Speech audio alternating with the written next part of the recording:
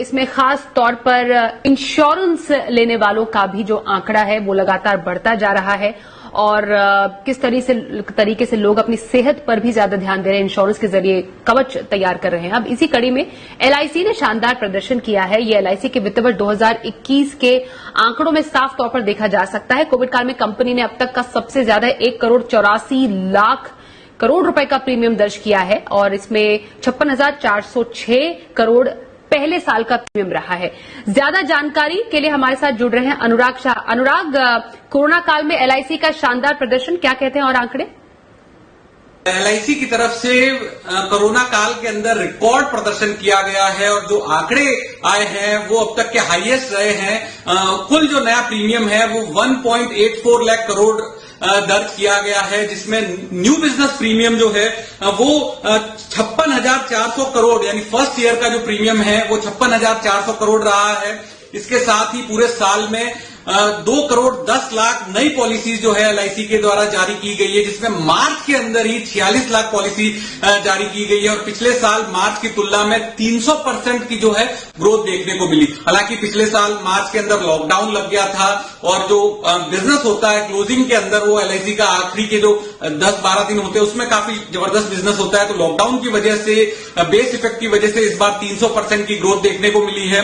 अगर हम पॉलिसीज की बात करें तो मार्च के अंदर एलआईसी का market share number of policies में 81% रहा। पूरे साल भर के अंदर जो पॉलिसीज जारी की गई उसमें 74% रहा और न्यू बिजनेस प्रीमियम यानी नया प्रीमियम जो दर्ज किया गया वहां पर एलआईसी का जो है पूरे लाइफ इंश्योरेंस इंडस्ट्री के अंदर मार्केट शेयर 66% रहा और मार्च के अंदर न्यू बिजनेस प्रीमियम जो है वो 65% रहा। क्लेम सेटलमेंट की हम बात करें तो 1,16,000 करोड़ के दावे सेटल किए गए, जिसमें money back claim, maturity claim, annuity claim जो थे वो दिए गए एलआईसी के द्वारा, जिसकी जो संख्या है वो 2,19,00,000 कुल जो दावे हैं वो इस साल के अंदर सेटल किए गए। तो ये भी एक काफी बड़ा आंकड़ा है। इसके अलावा जो डेथ क्लेम का जो आंकड़ा है वो भी 18,000 करोड़ रुपए का जो है वो डेथ क्लेम दिया गया।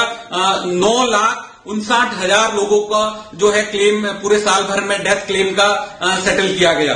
इसके अलावा एक और जो आंकड़ा है जो बताने लायक है एलआईसी का कि आनंदा ऐप जो है वो एलआईसी ने इस बार शुरुआत की थी, जहां पर जो उनका एजेंट नेटवर्क है एलआईसी का उसमें काफी जबरदस्त बढ़ोतरी देखने को मिली है। 3.5 लाख नए एजेंट जो है एलआईसी के द्वारा इस साल में जोड़े गए। तो अब जो कुल एजेंट है एलआईसी के वो 13.5 लाख का आंकड़ा पार कर चुके हैं। तो जिस तरह से कोरोना के रिस्ट्रिक्शन थे तो उसमें एलआईसी की तरफ से एक इनिशिएटिव लिया गया था, आनंदा ऐप एजेंट्स के लिए लॉन्च किया गया था। वहां पर जो है डिटेल्स भरनी होती थी और ओटीपी जो है कस्टमर का जब मिल जाता था तो ऑनलाइन एप्लीकेशन जो है सबमिट हो जाती थी, तो उसको काफी अच्छा रिस्पांस मिला। इसके अलावा एक और वजह ये भी कही जा रही है जानकारों के द्वारा कि जो टर्म प्लान लॉन्च किए गए थे सितंबर 2019 में, तो 2020 आते आते ज्यादातर जो प्राइवेट इंश्योरेंस कंपनियां थी उनके द्वारा कीमतों में बढ़ोतरी कर दी गई, लेकिन जो एलआईसी के टर्म प्लान थे उनमें एलआईसी के द्वारा कोई बढ़ोतरी नहीं की गई। टेक टर्म प्लान जो काफी किफायती कीमत पे एलआईसी की तरफ से ऑनलाइन प्लेटफॉर्म पे ऑफर किया जा रहा था उसको भी अच्छा प्रतिसाद मिला। तो इन सब तमाम वजह से जो एलआईसी ने रिकॉर्ड प्रीमियम दर्ज किया है। इसके साथ साथ जो कस्टमर इंटरेक्शन था, जहां पर डिजिटल इनिशिएटिव्स पे काफी फोकस किया गया। सैटेलाइट ऑफिस में जाकर आप अपनी पॉलिसी को रिवाइव कर सकते हैं। किसी भी सैटेलाइट ऑफिस में जाके अगर किसी भी आपकी ब्रांच की पॉलिसी है, तो ये सारे कंज्यूमर इनिशिएटिव जो थे वो कंपनी के द्वारा लिए गए कोरोना काल में, जिसका अच्छा रिजल्ट दिखा।